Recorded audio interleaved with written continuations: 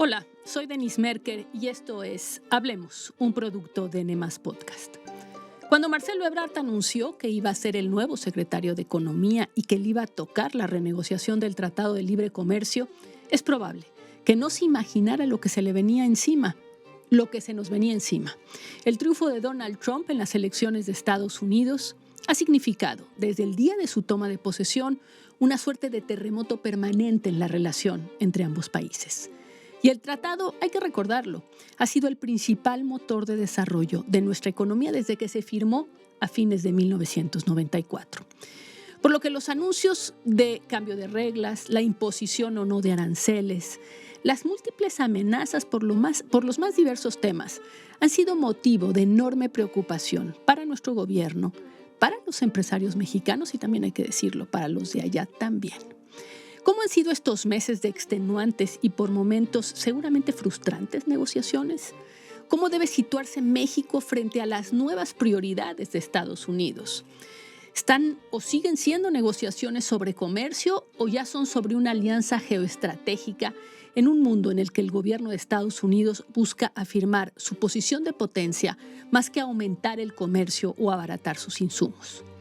¿Nos queda de otra o la alianza con Estados Unidos es una necesidad marcada por la geografía? Para hablar de todos estos temas está con nosotros en Hablemos Marcelo Ebrard, secretario de Economía. Gracias, Marcelo, por estar con nosotros. No, gracias a ti. Gusto saludarte a ti y a todos los auditores. Bien, pues estamos aquí, llevo en la ciudad 2 días. Pues has pasado poco tiempo. Justo te iba a preguntar de entrada. Me la paso viajando hasta... Desde que asumió Donald Trump, ¿cuántos viajes has hecho a Estados Unidos y a Washington? Pues casi voy cada semana o cada 10 días y pues hemos ido aprendiendo muchas cosas porque sí hay cambios muy relevantes respecto a la anterior etapa, que fue la primera administración del presidente Trump. Y ahí tenías un interlocutor, pues estaba Jared mucho más cerca, que fue un interlocutor muy importante, y Lighthizer y el propio Pompeo. Claro. Lighthizer era USTR, pues que es un abogado formado en lo que son las leyes y las normas de comercio internacional. Entonces siempre te puedes poner de acuerdo, ¿no? En algún punto. Hoy tienes otro escenario mucho más difícil y de hecho fue la preocupación principal desde antes que entrara al gobierno. ¿Lo descubriste, o sea, lo sabías antes o lo descubriste en tus primeros viajes a Washington en donde decías esto es otra cosa? Pues la verdad habíamos previsto que era muy probable que ganara el presidente Trump. Sí. Y que tendríamos una situación mucho más difícil porque es otro personaje y además tiene menos tiempo. ¿Qué significa este otro personaje? O por lo menos, ¿qué fue lo que fuiste descubriendo al principio? O sea, esto de que los interlocutores eran distintos, más ideologizados, menos pragmáticos. Primero cambió como el escenario, su entorno cambió porque él estuvo en una situación de mucha confrontación con el anterior gobierno, se sentía muy perseguido, tuvo 50 y tantos casos judiciales, etcétera, y muchos lo abandonaron o separaron, pensaron que tal vez ya no iba a tener éxito. Que había sido el pasado. Él se reunió de otras personalidades de un sector mucho más duro, mucho más radical, dispuesto a acompañarlo, inclusive en esa circunstancia. Suele suceder. Y entonces ese entorno es muy distinto al que tenía en la anterior administración. Y lo segundo es que es ya su último periodo, no se puede reelegir de nuevo, entonces no acepta limitaciones. O sea, su tolerancia a que le digan esto no se puede, oye, no, en fin, una serie de limitaciones, tanto legales como de otro tipo, pues no las acepta. Entonces tienes un presidente actuando todos los días con la idea de que puede tener la amplitud que él quiera.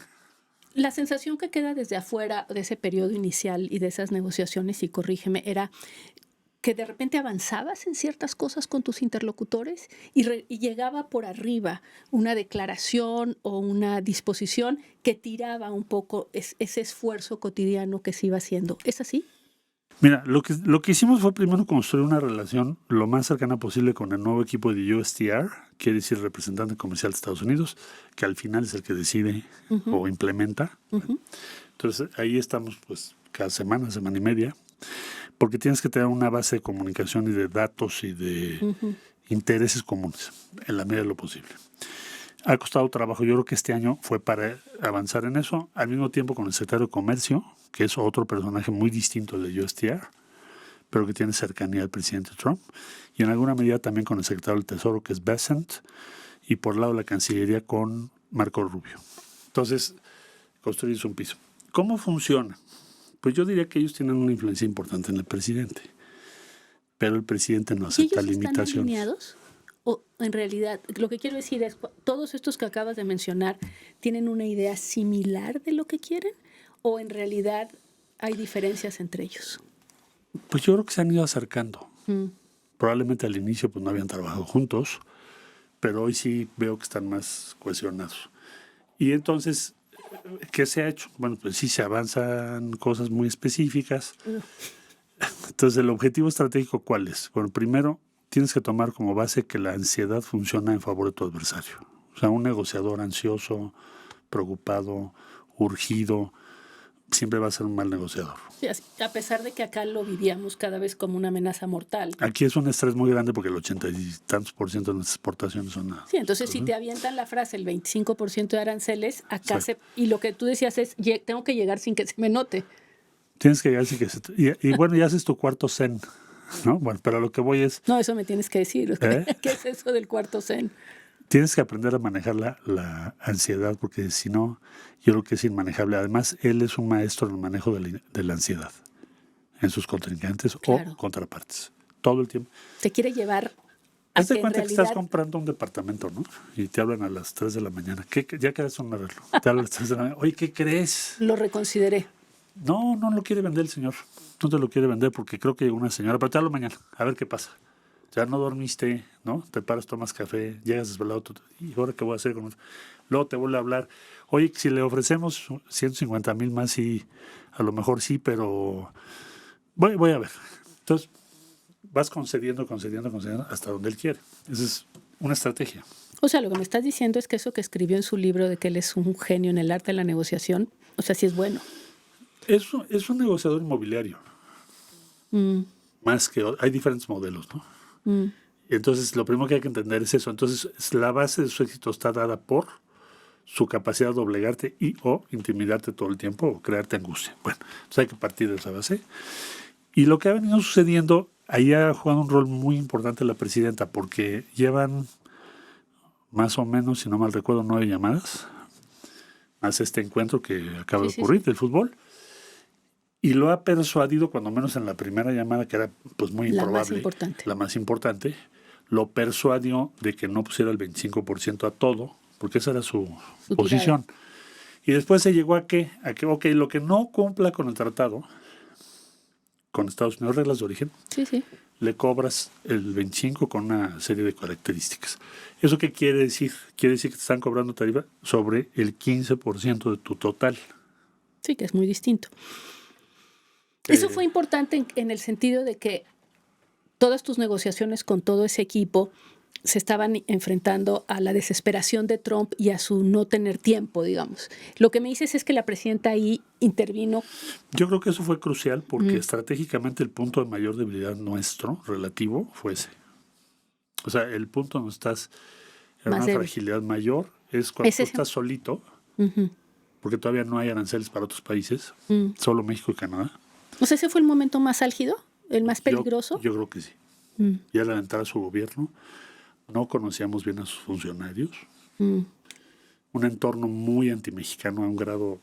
Pues yo me acuerdo la primera conversión con Howard Lutnick fue muy ríspida, porque habían sacado un boletín que decía que éramos narcos todos en el gobierno de México. Entonces le dije, bueno, mira, no sé, tú vienes del sector financiero. Yo fui secretario de Relaciones Exteriores. Yo firmé la extradición del hijo del Mencho. ¿Tú qué has firmado? ¿Qué riesgo has corrido tú para que me puedas decir eso? Y en última instancia, si tú me vas a decir eso, ¿para qué hablamos? Tiene caso. Digo, esa fue la... Hoy estamos en otra posición. Para lo que voy es... Era el momento más álgido. Ese es el momento más álgido, más delicado, más crítico. No estábamos en mayor fragilidad. Porque en el camino han aprendido. Bueno, lo del antimexicano no creo que haya disminuido, Marcelo. Eso no ha cambiado, pero tienes otras ópticas Por ejemplo, al State Department no le conviene que México tenga problemas. No creo que simpaticen con nosotros en lo absoluto, pero no le conviene que tenga dificultades con México teniendo una agenda del tamaño que tiene. Al de migración, el más antimexicano, Miller, sí, que sí. es... Que se considera el más ese antimexicano. Es verdaderamente, híjole, cuarto C en reflexología, y luego ya lo hice. No le conviene una disputa con México, yo creo, porque su obsesión es la migración. Eso te lo va además enseñando el día a día. A ver, antes de regresar a eso, porque voy a entrar al tema de la migración, que es importante. ¿Te llegaste a desesperar? Cuéntame qué es eso de tu cuarto zen. De verdad, es decir, ¿te has metido en un ejercicio para manejar justamente el estrés y la presión? Yo tengo un recurso que es caminar. Cuando llegas a decir, a ver, esto no tiene solución, tu mente tiende a decir, digamos, como contabilizar todos los potenciales daños. Entonces me pongo a caminar donde esté para tratar de ordenar las diferentes cosas y ver cuál es más importante y cuál menos. Y al final tratar de llegar a tú mismo definir qué es tu siguiente paso. Si no tienes eso, bueno, cada quien lo resuelve. Yo digo cuarto zen en cuanto a qué. Sí. Un concepto. Sí, lo entiendo. No es que sea un lugar. Es un concepto de cómo ir a un lugar que te permita estar en mejores como condiciones. Reducir el estrés. Y luego darte cuenta que va a ser todo el tiempo. Que todo el tiempo va a ser así. Bueno, lo acabas de ver. El viernes tuvo la presidenta en lo del fútbol, creo que salió muy bien.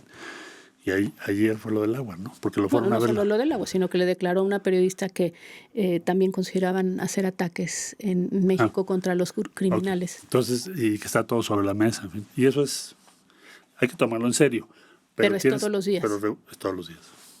A ver, déjame, creo que es interesante porque el viernes sacaron un documento los de la Casa Blanca que se llama la Estrategia Nacional de Seguridad de Estados Unidos. A mí me pareció muy interesante el documento, no porque fue una sorpresa, porque varias cosas creo que las hemos visto y seguramente tú las habías ido percibiendo, pero lo que plantean es un cambio completo de paradigma sobre cómo ven el mundo los Estados Unidos. Ya no se trata del comercio abierto internacional, ni de la globalización, ni de abaratar insumos, ni de que el consumidor tenga productos más baratos. Es prioridad al Estado-nación, prioridad a sus productores, a su base industrial, capacidad de generar recursos para pagar a los militares, mantener su posición de potencia, por lo menos regional, y el continente americano, como le llaman ellos, el hemisferio, es su área de control. En fin, quiero decir, cambió completamente de lo que podía ser los 90s, los 2000, la visión de Estados Unidos respecto al mundo. Eso se está expresando, me imagino, cotidianamente en las negociaciones. Sí, bueno, lo vienen diciendo. Sí. Es un cambio muy importante. Adiós democracia, derechos humanos, quién sabe qué. O sea, eso no piensan intervenir. Es el dominio. Sí, es la fuerza. Es la doctrina Monroe. Sí. Y punto. Y bueno, sí es un documento muy impactante, muy importante, pero no me sorprende. Porque es lo que han venido diciendo, así piensan, ese equipo así piensa, y desde ahora, antes. Aspirar a que el TEMEC, un tratado de comercio, sea la base de nuestra relación con ellos, cuando en realidad es un instrumento de la época de la globalización, parecería que entonces el tratado de comercio, de libre comercio entre tres países, pues no checa muy bien con la nueva ideología. Bueno, va a estar en tensión, pero necesitas acuerdo comercial. Sí, pero no lo puedes desechar. Entonces va a estar en tensión en que, bueno, obviamente son mucho más proteccionistas respecto a terceros países. Evidentemente, lo que este año ha sucedido es que tienes una parte del tratado, la mayor parte que está vigente, incluyendo solución de controversias, en fin. Entonces vamos a tratar, el esfuerzo que tenemos que hacer es como muy complejo, que es que sobreviva el tratado, sus contenidos principales, y al mismo tiempo empezar una fase en donde vas a tratar de pensar como región en la competencia con Asia y sobre todo Asia. Y eso, ahí México tiene muchas oportunidades. Es que lo que parece el texto es que ya no te están proponiendo ser un aliado comercial para producir más barato. Lo que parece que te están proponiendo, y por eso al principio creo que sorprendía que quisieran presionar por el comercio para obtener en otras áreas, como era migración o drogas. Porque lo que están proponiendo ahora parecería más bien una alianza política geoestratégica en donde México tenga acceso, digamos, preferencial al mercado, pero que lo comercial no es el centro de sus preocupaciones. ¿Me equivoco? El centro de su preocupación es la seguridad de su cadena de suministro y los costos que va a tener, y ahí México tiene un rol muy importante que jugar, el reducir su dependencia de China. O sea, nuestros argumentos cambian. ¿Tus argumentos con ellos cambian? Siguen siendo costos relativos, precios relativos. Seguridad de la cadena de suministro es lógico. Sí, lo que no quieren es que, no, de hecho, puede beneficiarnos. Muchísimo. ¿O no? O sea, es el nearshoring, es decir, traer... Yo lo que llamo esto es un nearshoring geopolítico. Por eso, más lo político ya no es más importante que lo comercial. En esta con respecto a lo que se discutió en el 94. Ya no es nada más el precio, es donde lo produces. Bueno, decías que eso nos da ventajas. Sí. O son de otro tipo, que son las que tenemos que tienen que ver con la frontera. Esto implica alinearse geopolíticamente con ellos, pero me pregunto si tenemos una opción. Es decir, ¿hemos tenido opciones respecto a esta alianza? Siempre ha sido desde los 60s y revistas, digo, para no irme a... Sí, al siglo pasado. Cuando Tello ganó para México la autonomía de su política respecto a Cuba y otras cosas, siempre ha sido muy compleja esa relación porque nosotros no hemos aceptado la subordinación en términos de política exterior y no creo que la aceptemos ahorita tampoco. Ahora, ellos no lo han cuestionado hasta hoy. O sea, no es un precepto o un contenido de la renegociación del tratado. Sí, lo que dices es, ahora, de entrada, nuestra alianza, somos vecinos.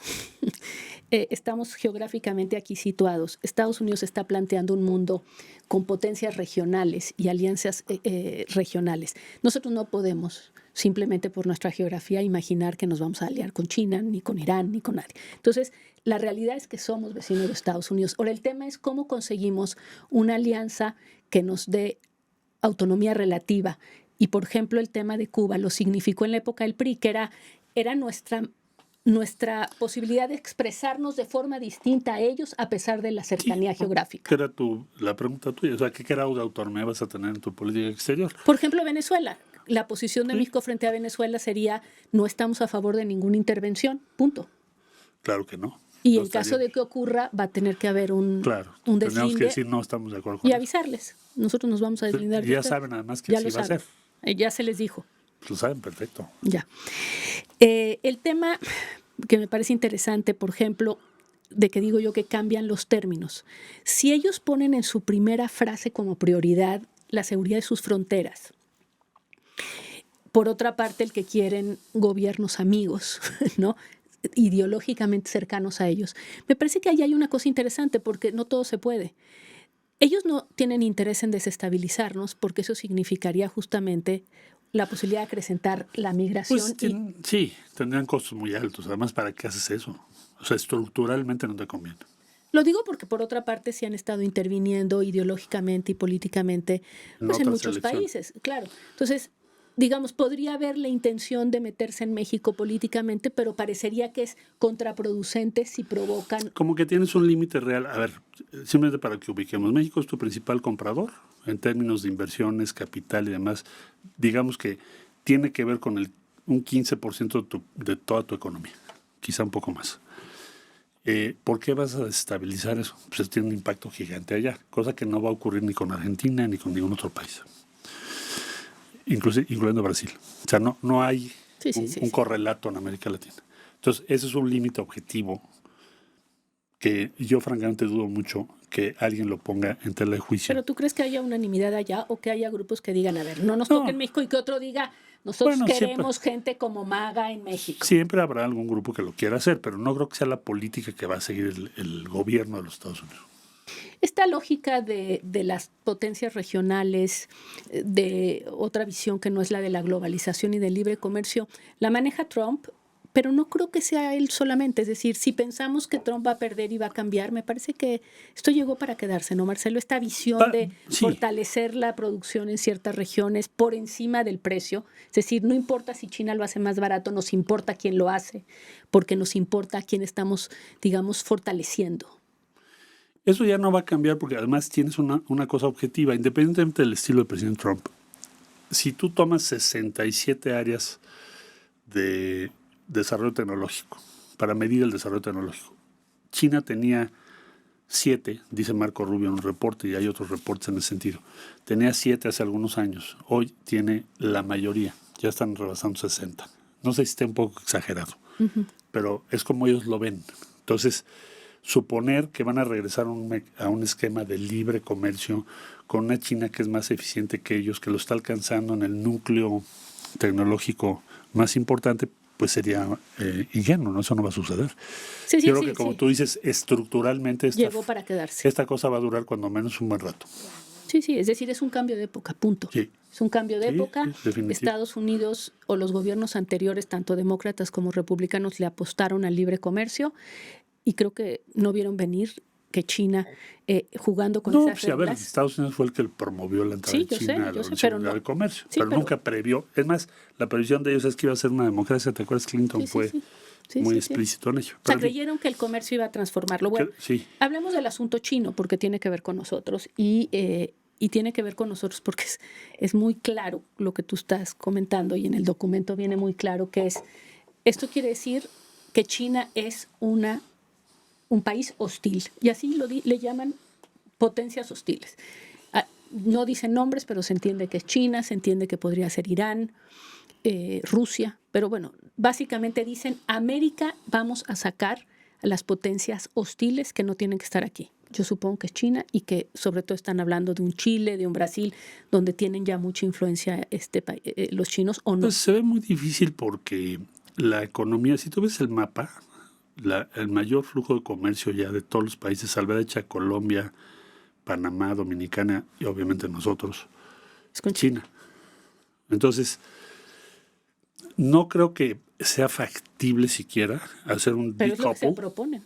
O sea, sacarlos, hay que entender hasta dónde llegas. Claro. Ahora, en términos económicos, tú no puedes reemplazar a China del todo. No es posible. Aunque estés dispuesto a pagar el costo que estés dispuesto. Vaya, rebasa la lógica eso.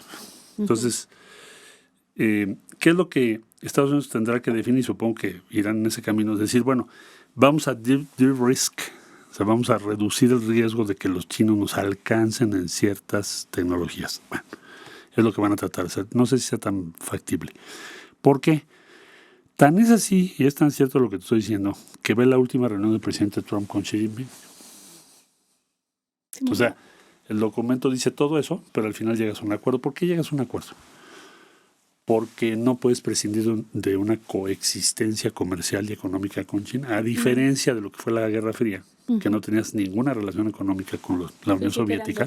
Bloques. Ahora, pues China te provee de más de la mitad de todos los bienes manufacturados que necesitas. Entonces, ¿cómo vas a hacer eso? Hay un límite objetivo. Ahí lo ves en la reunión. Sí. Ahora, sin embargo, y además muy curioso, véndeme a minerales raros, porque si no me paralizas mi industria automotriz. Y quiero que me compres soya. O sea, ¿qué vende Estados Unidos? ¿No? Muchos son productos agropecuarios. Entonces, hay un límite, Denise, es lo que te quiero decir. Lógica hay una restricción real. Sí, es decir, esto de las potencias regionales controlando su hemisferio, como Estados Unidos lo plantea, digamos, puede ser como un faro hacia dónde conducirse, más no la idea. Yo lo que veo en ese documento es como un repliegue agresivo. Exacto. Entonces dices, bueno, Europa ya que se cuide sola. No quiere decir que te vas a replegar, ¿no? Los países del sudeste asiático, etcétera, pues también tienen que hacer un esfuerzo muy grande.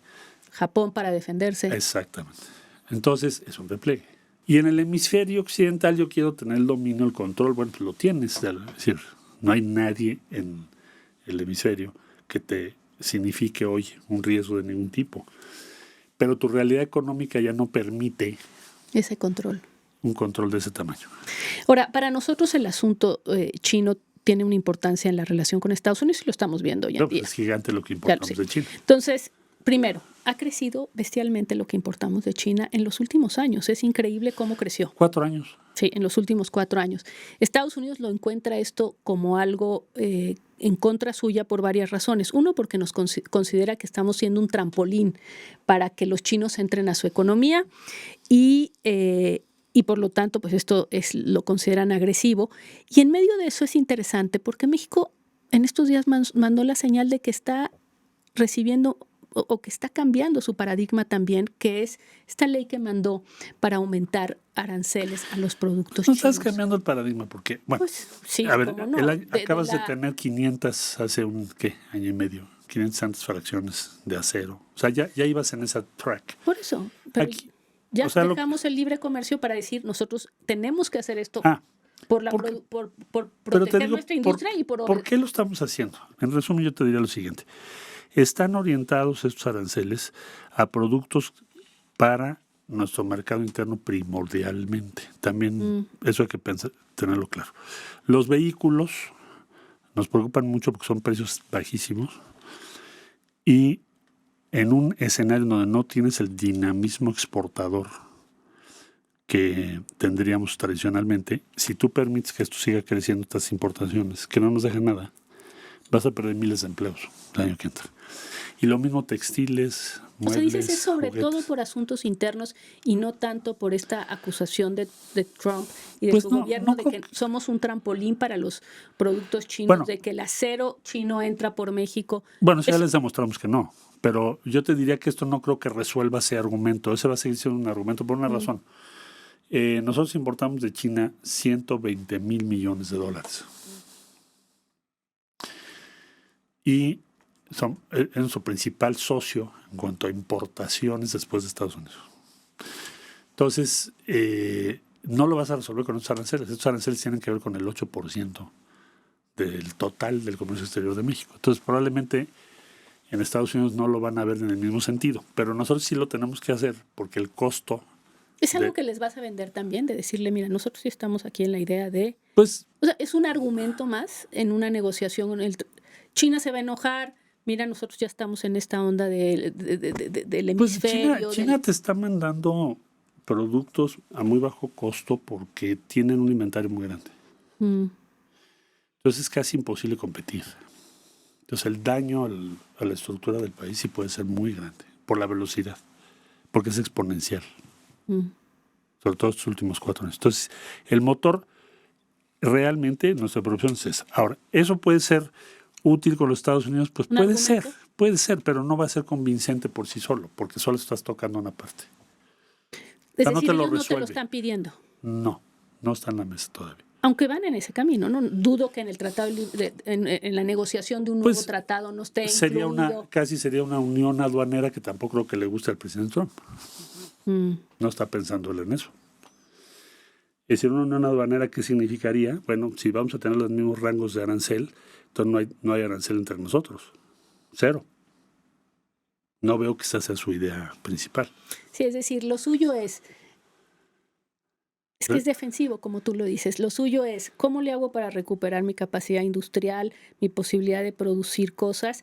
Al mismo tiempo, no es regional, porque no es de América del Norte, realmente es de Estados Unidos. A ti, de todos modos, te prohíbo que te estés juntando con China y con los demás, porque ese es también lo que viene implícito. Entonces, es complicado, porque no te está buscando como un aliado. O sea, no te está realmente... Con nosotros yo creo que sí necesita la alianza con México, porque primero eres su comprador número 1.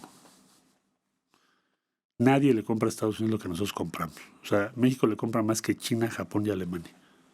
De ese tamaño. Y eso te da un nivel en la discusión también. O sea, estás comprando miles de millones de dólares. ¿Sabes el número? Sí, te da el nivel y luego te da dependencia, porque pues él también hay en algún momento el documento... pero le interesa que no te vaya mal. ¿De acuerdo? Porque eres un comprador muy grande. Entonces, la otra, sí necesitan que nosotros hagamos muchas cosas en México. Por ejemplo, te voy a poner una conversación. Me decía uno de los principales hombres exitosos de negocios de San Francisco con la tecnología. Me decía, ustedes tienen la manufactura avanzada, nosotros no lo podemos hacer en Estados Unidos. ¿Por qué? Porque ya los armamos. Nos pasamos 30 años mandando al otro lado. Entonces, si a mí me quieren obligar a hacer robots, drones complejos, etcétera, etcétera, etcétera, en Estados Unidos, no puedo. Simplemente no tengo los skills, no tengo el manager, no sé. Tú sí sabes.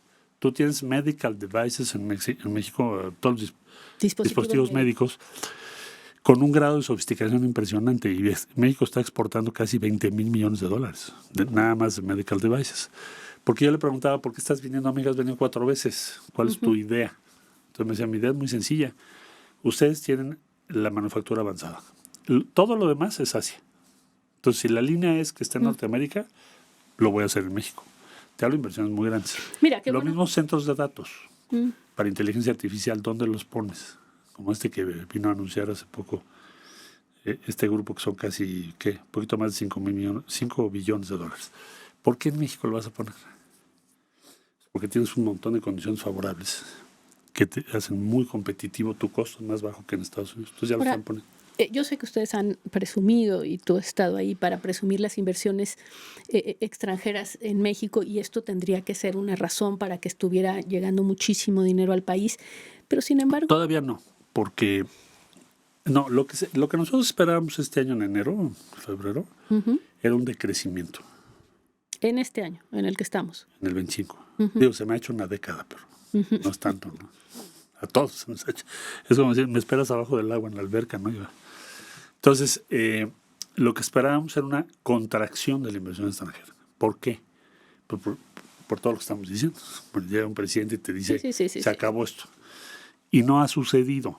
Yo creo que más bien ahorita la expectativa es, si termina la revisión del tratado, acuérdate que hay proceso electoral el año que entra en Estados Unidos, en noviembre. Si terminas antes del proceso electoral, o sea, junio ya terminaste, eso va a destapar una ola de inversiones muy grande. Están esperando. A ver, te lo pongo por la razón que te acabo de comentar. Sí. Las inversiones por lo pronto no han sido o están por debajo.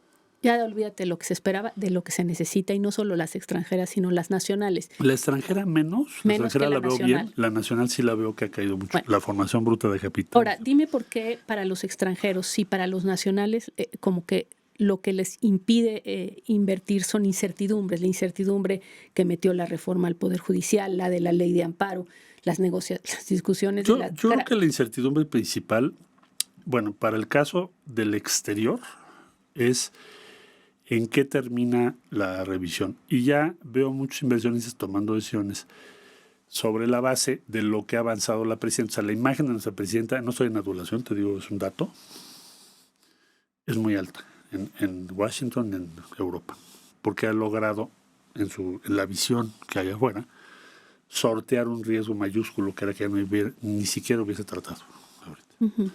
Entonces, si tienen esa capacidad para hacerlo, ya pasó lo más crítico, pues entonces significa que el año que entra, muy probablemente... ¿Y a ellos no les importa la incertidumbre de la reforma al Poder Judicial, a la ley de amparo, pues, a la cosa juzgada? Todo eso, ¿tú crees que no lo tienen contemplado? Pues las inversiones... Mira, yo en las reuniones que tengo con ellos no ha sido un tema. Es mucho tema aquí, pero allá no tanto. Pero entonces quiere decir, ¿tú te imaginas grandes capitales externos llegando a un país en el cual no tienen un poder judicial? Tenis, ve las cifras. O sea, la inversión extranjera no se está comportando igual. Yo sé que no. Ahora, mi pregunta es que dicen, ellos qué creen que son... Ver, yo no puedo hablar por ellos, pero lo que digo es las cifras, lo que te dicen es que ellos ven con más optimismo el desarrollo, el futuro desarrollo de México. Si no, no tendríamos esas inversiones. Sería muy difícil pensarlo. O sea, ¿tú sientes que lo único que detiene la inversión extranjera de llegar de manera más consistente es el que se termine lo del tratado? Pero en México es a la inversa. Ya. En México es a la inversa. En México Estas es muy importante lo de la reforma. Bueno, lo de cosa juzgada. ¿Qué te digo? Pues yo estoy en contra de eso, por supuesto, cualquiera. Bueno, la presidenta. Sí. Entonces, no puede ser. Me dirán, ¿y por qué no puede ser? Porque es un principio básico de todos los sistemas jurídicos. Sin embargo, la Suprema Corte lo planteó como una posibilidad de decir, bueno, vamos a revisar las cosas que ya se juzgaron anteriormente. O sea, habrá que presentar nuestros argumentos y persuadir de que ese camino va a hacer mucho daño al país. Pero lo que voy es, bueno, por eso fue la conversación hace poco para inversión en Palacio Nacional, ¿no? A ver, dime una cosa. Es decir, para organizar esa inversión. Trump, una visión del mundo, esta que me gusta como lo dices, que sería defensivo-violenta o defensiva-agresiva. Repliegue agresivo. Le gritas a todo mundo porque te estás yendo. Ustedes son los tales por cuales, pero ya te bajas el camión. Bueno, ¿no? Y luego nosotros pues tampoco ayudamos porque cada rato nos sacan con que nosotros tenemos muchos incumplimientos. Y cuando los vas viendo tienen razón. A ver, miren, el incumplimiento, nada más el del gusano barrenador, que me impresiona. Nosotros sacamos una nota hace varios años diciendo está entrando ganado por la frontera sur y ese ganado viene de una zona con gusano barrenador. Hace muchos años llevan. Sí, pero quiero decirte que en el gobierno de López Obrador fue cuando más empezó a ocurrir el tema del tráfico de unos aretes, que son unos aretes que identifican la procedencia y demás de estos animales. Pues terminó llegando a Estados Unidos y nos detienen en la importación de carne. Hay una parte en donde nosotros nos metemos el pie. Bueno, ahí ya hay una serie de acciones que tomaron. Tienes que tener la famosa mosca esta que mata al gusano. Hay una inversión de Senacica, vamos a ampliar las capacidades de Senacica. Hay ya un acuerdo sobre eso. Sí, el tema es que nosotros solitos nos ponemos el pie. Pero bueno, puede haber errores porque ningún gobierno es perfecto, pero lo que voy es, Estados Unidos planteó 54 cosas. Porque tu punto era, hay incumplimientos en México. Las 54 ya las vimos. Están resueltas. Nosotros planteamos 12. ¿Cuál es el incumplimiento principal del tratado? Las tarifas. No hay nada equivalente que México haya hecho a eso. Eso es verdad. Entonces, les dijimos, perfecto, tráeme tus preocupaciones para no estar en la revisión del tratado. ¿Y esas 54 son justificadas o algunas son abusivas? Pues mira, siempre tratarán de llevar agua a su molino y hemos discutido todo lo que mucho hemos ganado en presentar información sólida. En otros casos que tienen razón, pues no puedes defender lo indefendible. Por ejemplo, lo que pasó con las líneas aéreas, de que ellos suspenden rutas porque dicen, estamos cansados de que nos traten mal, y efectivamente, si tú agarras Mucho es un lío entre Delta y American. Igual que pasó con el Heavy Trucks, es Ford contra Stellantis. O sea, hay mucho de eso. Una empresa que pero si la presidenta decidió que se tenía que revisar el tema de los slots, tú viajas en una línea americana a Estados Unidos, estadounidense, y cuando aterrizas llegas y llega un carrito por ti. Nunca te toca un gusano. O sea, si no te baja, nunca les entregan un espacio en los slots. Entonces, si la presidenta dijo hay que revisar cómo están los slots, porque tal vez... Pues, bueno, mira, yo creo que ahí se va a llegar a un acuerdo, pero no en todo tienen razón. No me imagino. No es porque es Estados Unidos tienen razón. No, obviamente no. Por eso te digo. Y cada vez que pueden, pues te van a quitar 2, 3 fichitas. Bueno, lo del agua reciente, ya nos amenazaron con 5% de aranceles. No tienen razón, porque este año estás al corriente, no tienes más agua en reservas y no les puedes pagar 4 años de sequía. ¿Y ellos lo entienden o ya esto pues empieza a escalar? Fueron a ver los agricultores. A ver, yo creo que tienes 2 problemas ahí muy rápido, ¿no? Uno, tienes menos agua. ¿Por qué tienes menos agua? Muchas razones. Sequía, bueno, sí. el uso del agua. Tienes menos agua los dos países. Tienes usos agrícolas de uso intensivo de agua y tienes demanda, obviamente que no puedes tocar, que es el consumo humano. Entonces, cada vez tienes menos agua. Entonces, protestan, se van a una reunión en la Casa Blanca y dicen, no está cumpliendo México.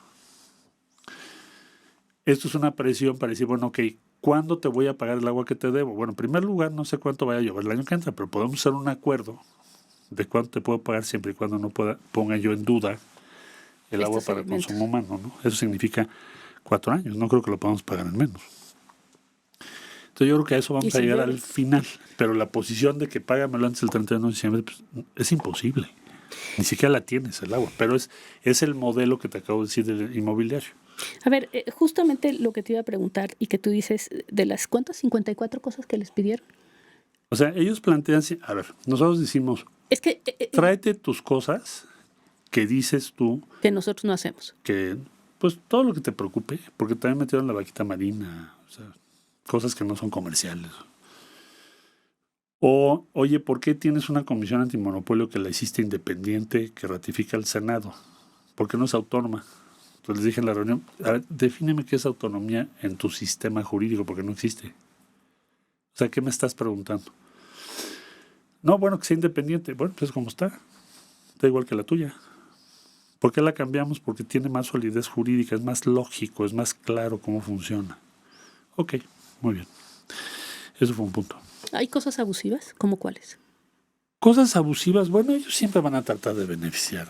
O sea, a ver, reglas de origen, te impongo una tarifa en donde lo que está hecho en Estados Unidos lo descuento y lo que está hecho en México no. Oye, ¿qué no hicimos una negociación en 2019 y un side letter diciendo que si nosotros aumentábamos la producción de autopartes, tú ibas, este era el objetivo, vamos a decir.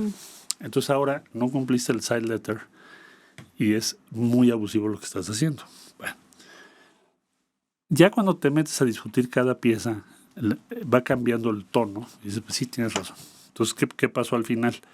Que las autopartes mexicanas no pagan tarifa, porque originalmente lo iban a pagar. Entonces, ahí vamos aproximando. Yo creo que pasan todas las negociaciones, ¿no? Traes como pues sí, lo que pasa es que aquí ve con quién negociamos. Es decir, supongo que no es lo mismo negociar entre dos países con dependencias equivalentes y con fuerza equivalente, que lo que a nosotros nos toca es continuamente estar negociando con alguien que sabe que nos tiene agarrados por el cuello porque nuestra economía y todo se unió a la suya de una manera que nos deja muy vulnerables. Eso es lo que me imagino que...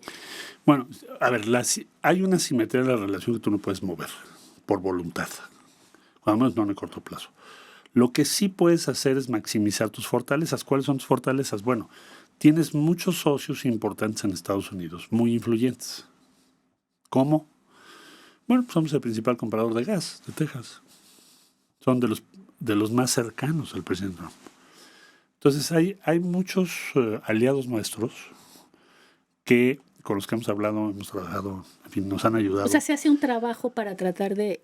Sí, no estamos solitos. O sea, sí hay muchos actores allá que dicen, oigan, no, esto no puede ser, ¿no? ¿Qué presentamos primero? A ver, si ustedes ponen en tela de juicio todo el tratado, el impacto económico en México, ¿cuál va a ser? Pues mucho. Gravísimo. Va a ser una caída en la economía, en fin. Entonces, eso va a impactar directamente tus ventas. Ahora, ¿con qué propósito? Vamos a decir, ¿cuál sería el objetivo de hacer eso? Que sí, México sí, hiciera... reventar a México. ¿Qué hiciera México? Entonces, no hay un propósito identificable ni siquiera. Entonces, mucha gente nos ha ayudado allá, unos más discretamente y otros más abiertamente. Y lo mismo va a ser en la revisión del tratado. ¿Cuándo es? Dime los tiempos de eso. Pues en julio tienes que llegar a una sesión, bueno, esa es una fecha fatal, en donde tienes que decir como último día si quieres que se renueve el tratado o no. Digamos, eso es el primer día de julio del 26. Eso es como tu deadline. Digo, Trump eso se no la quiere pasa decir que no diciendo lo que a hagas lo antes. mejor no, que mejor bilateral, etcétera. ¿Cómo estás sintiendo tú a nivel de los interlocutores? Yo creo que él me lo dijo en 19. Me dijo, ¿por qué no quitamos a los canadienses? Así como, ya sabes, en plena discusión, sí, oye, pues, ¿a ti cómo te caen? ¿Por qué no les hacemos a un lado? Le dije, presidente, yo creo que piénsalo. Que lo piense Andrés y lo mismo. Bueno. Entonces, le dijimos obviamente que no era nuestro punto de vista, no era sensato, en fin. Fue siempre que no. Nosotros fuimos muy insistentes, muy leales en eso. Creo que ahorita, además, esa seguirá siendo nuestra postura. Ahora, ¿qué escenario tienes el 26? Pues tienes un escenario electoral, en Estados Unidos, tienes una serie de disposiciones de ley, el proceso está regulado, el tratado tiene mecanismos de salida, entonces sería muy complejo decir, me voy a salir de y vamos a armar otro que sea bilateral, porque tampoco te da tiempo y vas a afectar muchísimos intereses. Un tema del tiempo también. Entonces yo pienso que eso va en algún grado a obrar en favor nuestro.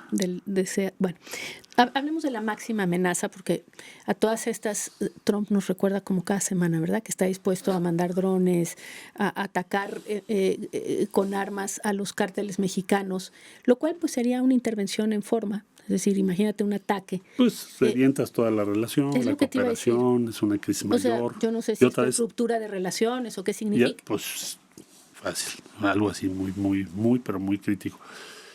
Y otra vez, ¿con qué resultado? Yo la primera vez que escuché eso del presidente fue en una llamada con el expresidente López Obrador, después de lo del hijo del Chapo. Siempre he tenido esa idea de que en última instancia, pues yo te mando. O sea, como si pudieras tú atacar. ¿Cuando Ovidio? ¿Me dices cuando Ovidio se escapó o qué? Cuando Ovidio en Sinaloa, sí, ¿te acuerdas? Sí, sí. Después hubo una llamada. Entonces decía el presidente Trump entonces, si quieren mando mis SEALs. Y primero, como si estuvieran en un punto que puedas tú destruir, ¿no?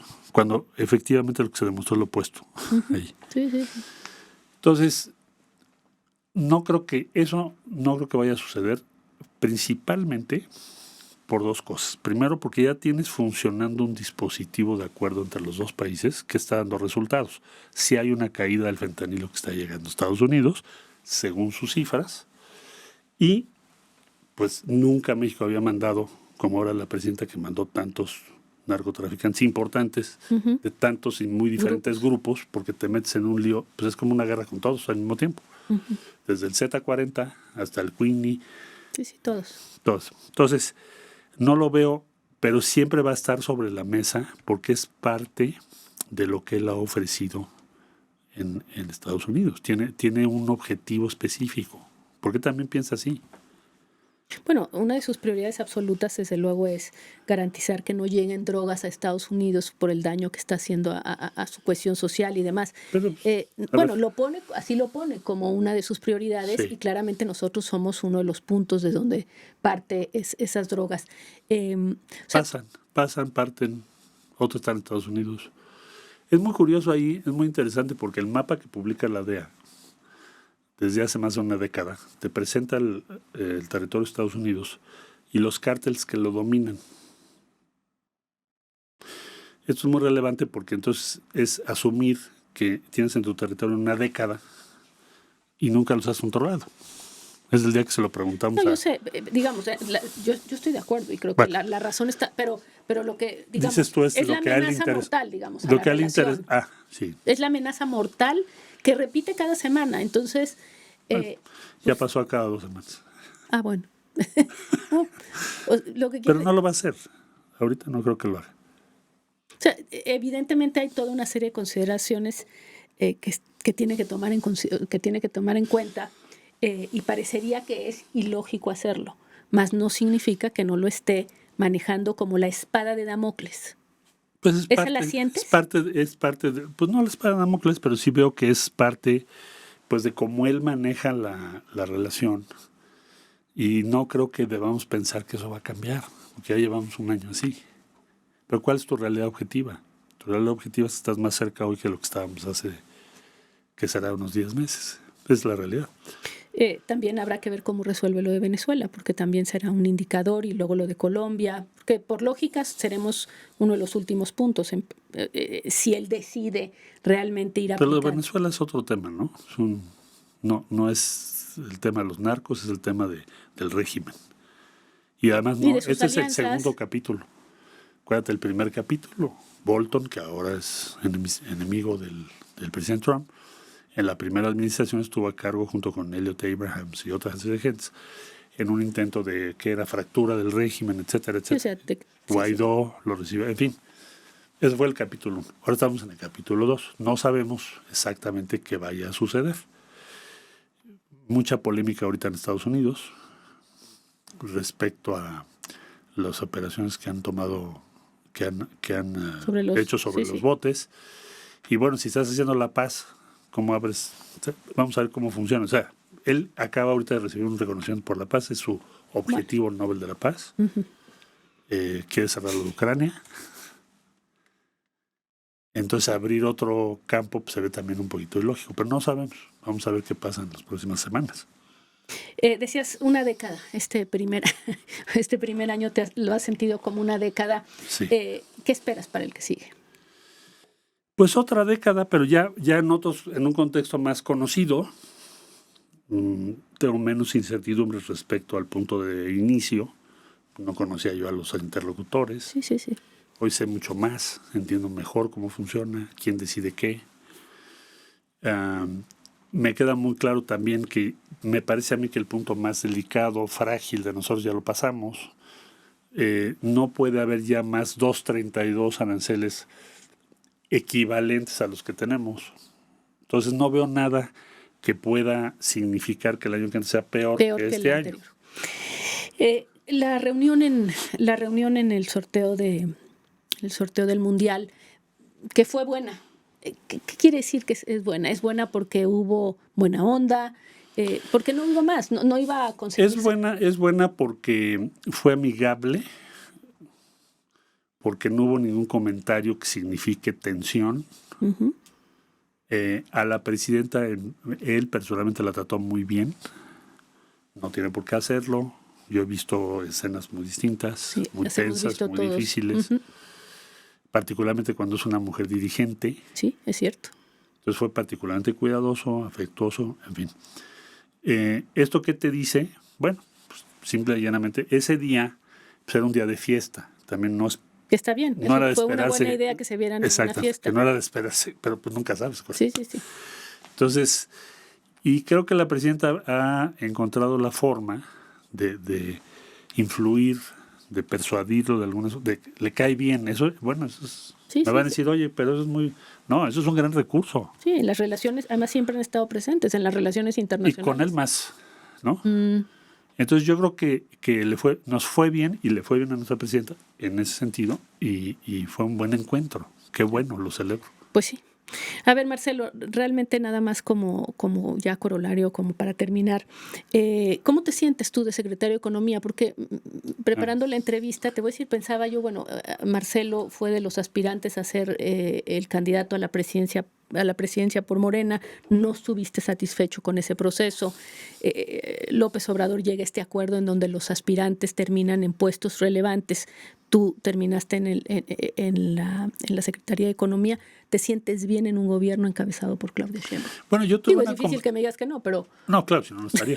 Pero a lo que voy, para explicar a quien nos está viendo. Después del proceso yo hablé con Claudia, he pasado algún tiempo. Y le dije dos cosas, ¿no? Una, creo que hay que estar muy claro de hacia dónde va a ir esto. O sea, cuál es el modelo que queremos seguir, para ver si yo puedo ser útil ahí o no, porque si la idea es tener un régimen muy cerrado, pues ahí yo ya no voy a caber. Entonces, esa es una decisión que pues, tú tienes que tomar, le dije, no yo, porque yo no sé hacia dónde quieres ir. Y lo segundo es el riesgo que yo veo más grande para tu gobierno es si llega el presidente Trump otra vez, porque va a llegar ¿cómo llegó? Reloaded. Y va a ser muy complejo para México. Entonces fue una plática. Pasó un tiempo y después me habló y me dijo, oye, ¿por qué no me ayudas en lo que tiene que ver con lo que me dijiste de Trump? Y sí, yo no creo en algo cerrado. O sea, creo que en la democracia, en las libertades, los equilibrios. Y creo que tú puedes ser útil. Entonces, bueno, por eso estoy ahí. Por eso estoy en el gobierno. ¿Qué pensé yo? Bueno, mira, yo soy ahorita senador con licencia. Podría estar... El Senado también es muy honroso, puede estar ahí. ¿Qué pensé? Bueno, hemos trabajado muchísimo, muchos años, y tenemos que participar ahorita, o tengo que participar ahorita, porque creo que algo puedo hacer para ayudarle en algo muy complejo. Ahora, ella ha ido como avanzando mucho en esa relación, no creo que yo sea indispensable, pero sí creo que le puedo ser útil en el cierre de esto de la revisión del tratado. Y a mi país pues, es lo que me importa. Porque imagínate cuando ves todo esto todos los días, ¿no? Lo que dice, lo que quiere. ¿Y esa relación entre ustedes ha mejorado? Es buena, sí. ¿Crees que fue una buena idea ese arreglo que hizo Andrés Manuel López Obrador de poner a los antiguos, digamos, contendientes en posiciones? Digo, porque la tuya parece que ha sido funcional. Me pregunto si han sido funcionales la de Monreal en la Cámara, la de Adán Augusto en Senado, la de Fernández Noroña. Yo creo que fue una buena idea porque te mantiene la unidad del equipo gobernante. Es decir, siempre lo que debilita más es la división. Entonces, en ese sentido fue una buena idea. Ahora, yo soy en economía no por eso, sino por lo que conversé con Claudia. Es distinto porque es una decisión de ella. Ella me invitó. Sí, no, yo lo que digo es, sí suena bien porque mantiene unido al movimiento y no suena bien porque pone a adversarios que pueden haber quedado lastimados por muchas cosas en puestos relevantes para que la presidenta pueda llevar a cabo su misión. No, eso funciona en todos los sistemas. Es como te diría yo, Harris fue la más terrible en el debate interno del Partido Demócrata con Biden y luego fue candidata a la vicepresidencia. Entonces, procuras que también eso limita el conflicto interno y puede tener algunas virtudes. ¿Tú te sientes bien? Sí. En esta función en el gobierno. Sí, me siento bien y creo que estoy haciendo algo útil. Muy bien, pues te agradezco muchísimo, te deseo mucha suerte para lo que viene. Gracias, muy amable. No debe ser, ¿no has pensado en algún momento en decir ya no puedo más con estos? O sea, no me puedo dar por vencido. Esto es como andar en bici, ¿no? No puedes darte por vencido jamás. Y lo curioso, ¿no? Porque México tiene una posición vulnerable y al mismo tiempo esa misma cercanía que nos hace vulnerables nos da fuerzas, ¿no? Tienes fortalezas, aunque sea asimétrico. ¿Nadie te ha hablado de otros países para decirte qué hacemos con este señor? No, hemos tenido conversaciones muy buenas. La verdad, hay mucha admiración a la presidenta, la verdad. La mejor conversación que yo he tenido es con el ministro japonés. A ver, cuéntanos. Bueno, lo que puedo contar, ¿no? No, claro. Pero me dijo, bueno, sí. A él se le ocurrió esta idea de decir, bueno, si me bajas la... ¿A qué ministro japonés? ¿El de comercio o el de quién? De comercio, el que está a cargo de las... Okay. Sí, no, porque ahora está la primer ministra. No, pero ese es el... Sí. El que lo veo ahí en la entrada, ¿no? Del comercio. Hola, ¿cómo vas? Muy buen tipo, la verdad. Muy inteligente. Y simpático, porque hay esos que son desagradables, ¿no? Entonces a él se le ocurrió una idea muy buena para su país, que fue decir, bueno, si tú me dejas esta tarifa como la tienes, que es de 25, en los próximos 10 años, pues probablemente voy a pagar hacia la baja, porque se va a bajar mis exportaciones. Entonces, esta cosa sí, este triángulo, lo pasé a recursos, y entonces te lo propongo, es decir, para que lo pague yo en inversiones combinadas contigo, en lugar de una tarifa general. Entonces, esa idea finalmente funcionó. O sea, es decir, en el tiempo vas a perder, porque yo voy a dejar de venderte. Yo ahorita te vendo 100 coches. Y ya te voy a dejar de vender. Con el 25, pues van a ser 80, probablemente 70. Entonces, y la propuesta Entonces, el triángulo es, estos son 100 y estos son, vamos a suponer que llegas a la mitad. Sí. ¿No? Entonces, esto vale, el valor de tu arancel que me estás poniendo. Ya. Es mucho menor a lo que tú crees. Entonces, esa suma, pues mejor la invierto en tu país junto contigo. Claro. Son como garantías. Es lo que además quieres, ¿no? Que se supone que... Que se supone que es lo que tú quieres. Entonces, pues yo creo que es una idea brillante, ¿no? ¿Y cómo la tomaron? ¿Les gustó? Les gustó y de hecho es prácticamente la mitad del deal. Fue brillante este cuate. O sea que todo el mundo está tratando de encontrar la forma de adaptarse a este nuevo mundo. Todo el mundo está buscando cómo reducir el costo de participar en el mercado de Estados Unidos y mantener una alianza compleja. Porque ahorita pues, la pregunta en Europa es ¿qué significa esta alianza? Ahora tenemos que rearmarnos. Imagínate, están ampliando el servicio militar. Sí. O sea, es un cambio radical. Entonces, ya se están ajustando a eso. Significa, para Japón pues, la ansiedad es peor porque tienen una crisis demográfica tremenda, ¿no? Entonces, no está tan fácil. Eso de que te rearmes. Tampoco, No, para nadie. Para nadie está fácil. Pues ojalá salgamos bien de esto, Marcelo. Saldremos. Sí. Es como ir en kayak en el río. Te agradezco mucho. Gracias por haber estado aquí con nosotros. Muchas gracias por acompañarnos y recuerden, suscríbanse, comenten y compartan y nos vemos en el próximo episodio de Hablemos, un producto de Nemas Podcast.